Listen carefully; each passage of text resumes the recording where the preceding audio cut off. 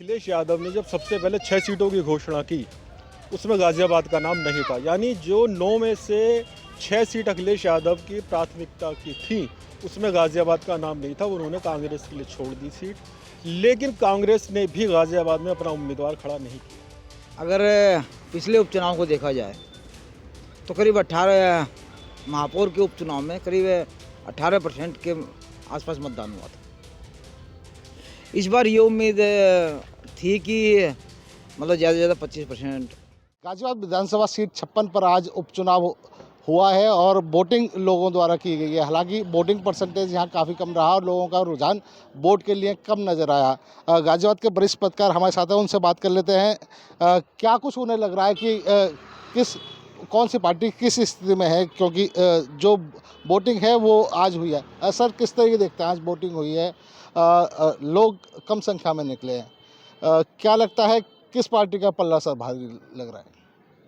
देखो मयंक जी, अगर पिछले उपचुनाव को देखा जाए तो करीब 18 महापौर के उपचुनाव में करीब 18% के आसपास मतदान हुआ था।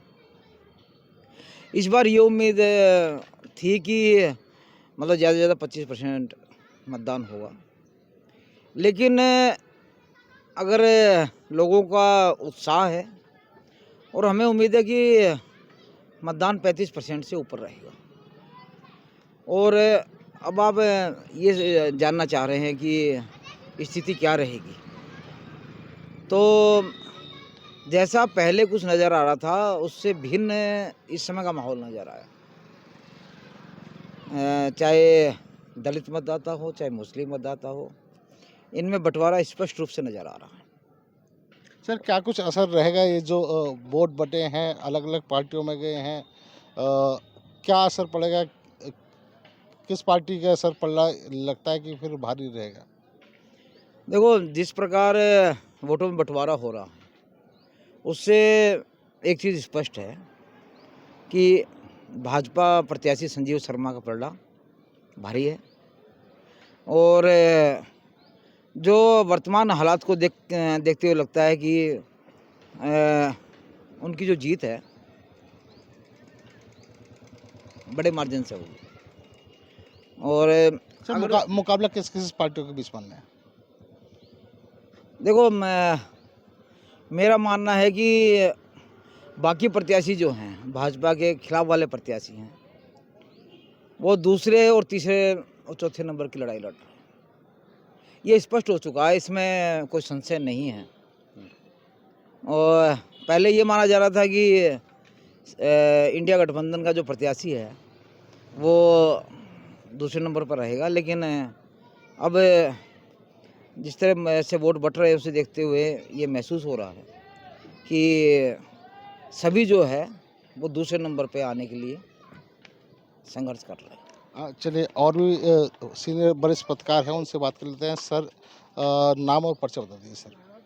मेरा नाम राज कौशिक है और मैं यहाँ दैनिक जागरण और अमर उजाला का ब्यूरो चीफ रह चुका हूँ। सर, किस तरीके देखते हैं जिस तरीके के साथ मतदान हुआ, हालांकि 50% से भी कम वोटिंग यहाँ हुई है, क्या कुछ सर आकलन है, कौन सी पार्टी लगती है कि पल्ला सर भारी रहेगा? देखिए, मैं आपको बताऊं, मतदान का प्रतिशत तो यूपी में जो 9 जगह उपचुनाव हो रहा है, सबसे कम गाज़ियाबाद में फ़िलहाल चल रहा है और 50 भी नहीं लगता, शायद 40 तक पहुंच जाएगा। मेरा मानना है कि ट्रेंड जो शुरू से सेट होता है वो आखिर तक काम करता है।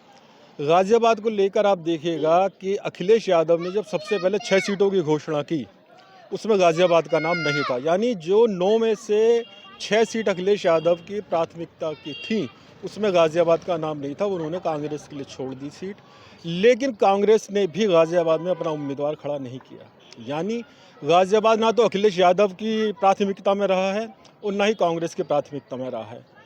तो जब नेताओं की प्राथमिकता में नहीं रहा तो हम कैसे ये मान कर चलें कि मतदाताओं में जुनून आएगा और वो अखिलेश और कांग्रेस के गठबंधन को वोट देंगे। एक तो बात ये है। दूसरी बात, बसपा के यहाँ से सुरेश बंसल प्रत्याशी भी रहे, बसपा का यहाँ अच्छा जनाधार रहा, लेकिन इससे पहले जो लोकसभा का चुनाव हुआ उसमें मायावती मन से चुनाव नहीं लड़ी थी, आप जानते हैं, और नतीजे उसी तरीके से आए। उसका फ़ायदा भाजपा ने उठाने की कोशिश की, लेकिन भाजपा पूरा फ़ायदा नहीं उठा पाई। तो इस तरह की बातें होती है कि मायावती से कहा गया कि वो फिर से मैदान में आए। तो मायावती का मतदाता भी ये जान गया है कि बहन जी भी मन से इस चुनाव में नहीं है। दूसरे उन्होंने पहले रवि गौतम को टिकट दिया, फिर उसका टिकट काट दिया, फिर वो वैश्य प्रत्याशी ले आई। वैश्य मतदाता यहाँ बसपा के साथ नहीं जाएगा और बसपा का जो परंपरागत वोटर है उसका थोड़ा बहुत हिस्सा बसपा को मिलेगा, लेकिन मैं नहीं समझता कि 8-10 हज़ार से ज़्यादा वोट बसपा ले जाएगी। जैसे समाजवादी पार्टी ने एक नया प्रयोग किया, सामान्य सीट है, दलित उम्मीदवार उतारा, जीत के दावे हालांकि सभी उम्मीदवार कर रहे हैं, लेकिन जो दलित मुस्लिम का जो गठजोड़ करने की कोशिश की गई वो सपा द्वारा की गई। देखिए, लोकसभा चुनाव में उन्होंने ये प्रयोग सबसे पहले किया था और उनको बहुत अच्छी सफलता मिली। आप जानती हैं यूपी में बहुत अच्छी सीट आई। तो समाजवादी पार्टी उसी प्रयोग को आगे बढ़ा रही है जो पीडीए की उन्होंने बात की है, पिछड़ा, दलित और अल्पसंख्यक, तो वही प्रयोग वो यहाँ पर कर रहे हैं। लेकिन जहाँ तक उनके प्रत्याशी की बात है, वो हमारी बिरादरी के रहे, एक चैनल भी वो चलाते थे, लेकिन हमें भी इस चुनाव में आकर ये पता लगा कि वो जाटव हैं। यानी इतना नंगा नाच जाति का चल रहा है कि सिंहराज, जिन्हें हम सिंहराज ही के नाम से जानते थे, इस चुनाव में पता लगा कि वो जाटव हैं। तो जब एक पार्टी जाति आधार पर आगे बढ़ने की कोशिश करती है तो उसकी प्रतिक्रिया दूसरी जगह भी होती है। तो मुझे नहीं लगता कि वो फाइट बहुत अच्छी स्थिति में है। और जैसा कि गाज़ियाबाद तो भाजपा का गढ़ है, मैं तो सीधे शब्दों में कहता हूँ, अगर गाज़ियाबाद में भी भाजपा हार रही तो समझिए 9 की 9 सीट हार रही है, लेकिन गाज़ियाबाद में भाजपा नहीं हार रही, फिलहाल जीतती हुई दिखाई दे रही है। चलिए, और वरिष्ठ लोग हैं उनसे बात करते हैं। सर, नाम और परिचय बता दीजिए, और मतदान आज हुआ है, किस तरीके से देखते हैं, किस पार्टी कौन सी पार्टी है जो अपनी बात वोटरों तक पहुंचाने में सफल रही? जी नमस्कार, मैं दीपक भाटी हूँ। गाज़ियाबाद से दैनिक अखबार निकलता है, करंट क्राइम उसका समाचार संपादक हूँ। आज जो चुनाव हो रहा है उसका भी मैं सर्वे करके आया हूँ। हम काफ़ी बूथों पर घूम के आए हैं, वहाँ पे हमें ऐसा कोई माहौल दिखाई नहीं दिया। और ये माहौल जो है वो बीजेपी के लिए, यहाँ का जो वर्कर है, जो डेडिकेट वर्कर है, बहुत अच्छा बनाता है।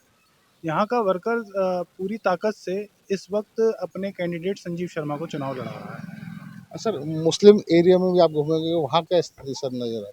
क्या मुस्लिम एरिया में हम होके आए, कैला भट्टा वैसे हम देख के आए, तो वहाँ पे सुबह के टाइम पे मूवमेंट नहीं था मुस्लिम वोट्स का। हमें भी हैरानी हुई कि आखिर बस्तों पर भीड़ क्यों नज़र नहीं आ रही है। हालांकि दिन में थोड़ा बहुत वोट बढ़ा है, लेकिन वोट बंटने के संकेत हमें मिले हैं।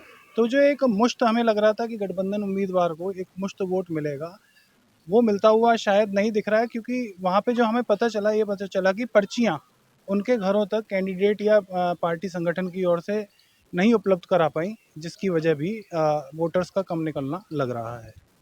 सर, किस किस के बीच मुकाबला? मुकाबला तो बीजेपी बनाम सबके बीच में है और दूसरे तीसरे नंबर की लड़ाई है।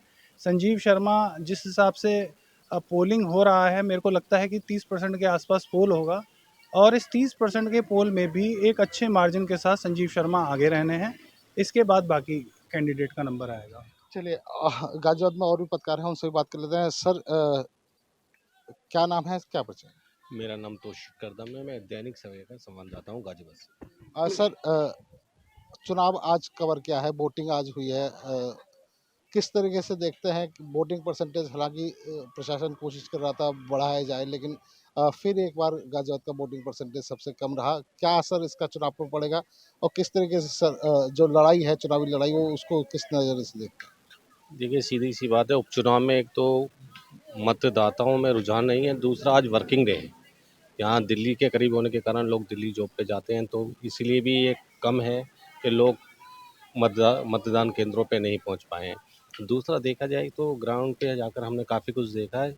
ऐसा नहीं है कि विपक्षी के लिए और भाजपा के लिए कि हम तुलना करें कि विपक्षी का मतदान डाउन है, दोनों ही जगह मतदान प्रतिशत कम है।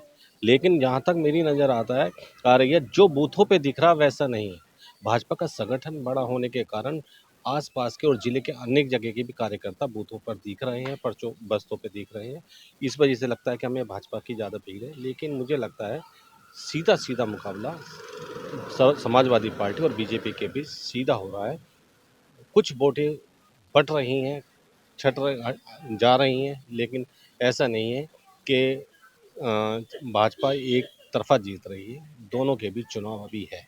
सर, दलित वोटर और मुस्लिम वोटर इस सीट पर अहम माना जाता है, उसको किस तरह देख रहे हैं, किस तरफ उसका रुझान रहा? सर, मैंने बताया कि बस्तों की भीड़ से वोटर का अंदाज़ा नहीं लगाना चाहिए, क्योंकि जो लोग बैठे हैं दूसरे बस्ते पर और वोट वो दूसरे को डाल रहे हैं। ऐसा मैंने व्यक्तिगत मेरे लोगों से बातचीत हुई है और मैं जान भी रहा हूँ।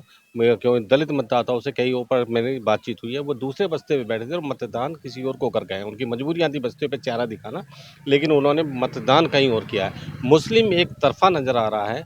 लोग कह रहे थे मुस्लिम भी बटेगा, लेकिन मुझे नहीं लग रहा मुस्लिम बट रहा है। हाँ, बसपा का कुछ परंपरागत वोटर जो है, जो पुराने लोग हैं, वो वहाँ तक सीमित है। वो 5-7 हज़ार वोट इधर उधर हो पाएगी। बाकी मुकाबला सर किसके बीच? सीधा मुकाबला भाजपा और सपा से सीधा सीधा नजर आ रहा है। चलिए, ये गाजियाबाद के वरिष्ठ पत्रकार हैं जिनसे हमने बात की। उनका कहना है कि जो सीधा मुकाबला है गाजियाबाद में भाजपा और समाजवादी उम्मीदवार हैं उनके बीच यहाँ नजर आ रहा है। गाजियाबाद से मैं गौड़, यूपी तक।